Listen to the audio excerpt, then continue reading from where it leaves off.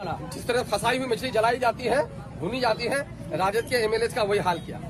ये राजद कांग्रेस भी नहीं चाहती है कि मुसलमानों के दरमियान में कोई क़यादत खड़ी हो। अब आप लोगों को फैसला करना है। बहुत सारी अफवाहें गर्म है। एक बात यह है कि टिकट राजद ने भी काटे कि नहीं काटे, कांग्रेस ने भी जीता हुआ किशनगंज का इजहार साहब टिकट काटा कि नहीं काटा, आफाक साहब के टिकट कटे कि नहीं कस्बा में। लेकिन आप देखिए, कांग्रेस के खिलाफ, राजद के खिलाफ किसी की बोलने की मजाल हुई? किसी के अब्बाजान भी बोल पाए क्या? नहीं बोल पाए। आइए इधर आइए ना भाई, अरे बाजू में आइए तो अच्छा रहेगा। तो किसी के अब्बाजान भी नहीं बोल पाए, किसी के अब्बाजान भी नहीं बोल पाए। भाजपा ने भी टिकट काटा कि नहीं काटा लोगों का?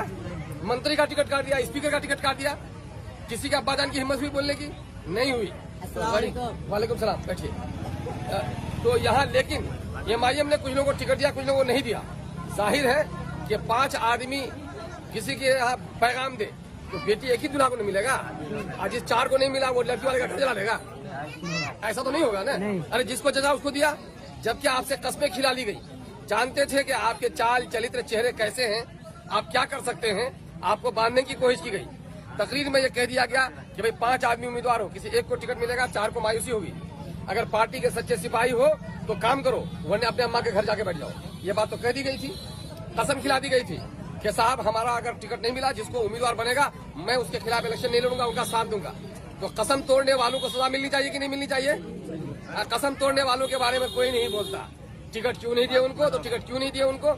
ये पागल जिसके चेहरे मोहरे को आप देखिएगा लगता है कि शराबी है, और बोलता है 25 लाख टका दिए फला को, और छप्पर में उसके घास नहीं है। अब तहकीक की गई कि उस पर मर्डर का मुकदमा है, क्या उस आदमी को टिकट मिलना चाहिए? नहीं। और ऐसे लोगों को लोग अफवाह फैला रहा है। तो बहरहाल ये एक बड़ा शुक्र है मेरे भाई कि अमोर बैसा का मुझे एमएलए बनाया, आप पार्टी ने मुझे सदर बनाया और पूरे बिहार का फैसला करने का की जिम्मेदारी मुझे दी। मैंने अमोर बैसा को बड़ी बुलंदी पे पहुंचाया है। मेरे भाइयों, बुलंदी के सफर को पस्ती की तरफ मत लेके जाइए। आज एक शख्स आपके यहाँ 80 साल का उम्मीदवार है जो अपने वजूद को लेकर नहीं चल पाता है। अल्लाह के रसूल की एक हदीस सुनाना चाहता हूँ, हमारे उलमा है यहाँ पर, मेरे अफकार की तफसीर हो जाएगी, है ना। बुखारी शरीफ की हदीस है जिसका मफहूम है, या रसूलुल्लाह क़यामत कब आएगी? रसूलुल्लाह ने फरमाया जब अमानत में खयानत हो। फिर लोगों ने पूछा अमानत में खयानत क्या है अल्लाह के रसूल? कहा कि जब तुम अपने नाअहलों को अपना अमीर बना लो। क्या वो शख्स अहल है आज अमीर बनने का?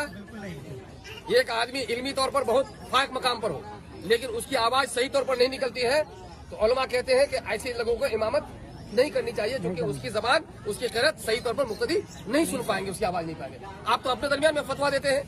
तो आप उलमा लोग फैसला कीजिए कि क्या एक आदमी जो असेंबली में जाकर खड़ा नहीं हो सकता, जो आपकी बात कर नहीं सकता, वो आदमी, इसके माने ये है कि अगर किसी लंगड़े लूले को आपने कश्ती की पतवार दे दी तो कश्ती डूबेगी कि नहीं डूबेगी?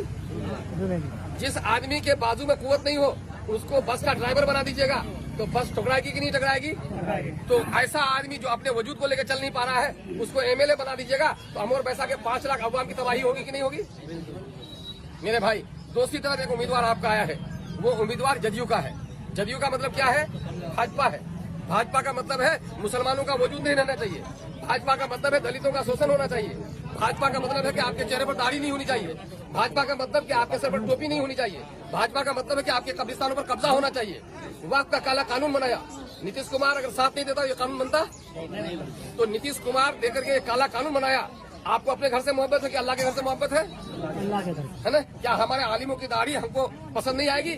उसकी दाढ़ियां लोची जाएंगी, क्या बर्दाश्त करेंगे आप? नहीं। मेरे कब्रिस्तानों पर कोई कब्जा करेगा, बर्दाश्त करेंगे आप? नहीं। अगर मस्जिदों में आकर कोई शख्स नमाज पढ़े और मस्जिद तोड़ने वाले के साथ हो, तो रसूलुल्लाह की मस्जिद में भी मुनाफिकीन जाते थे।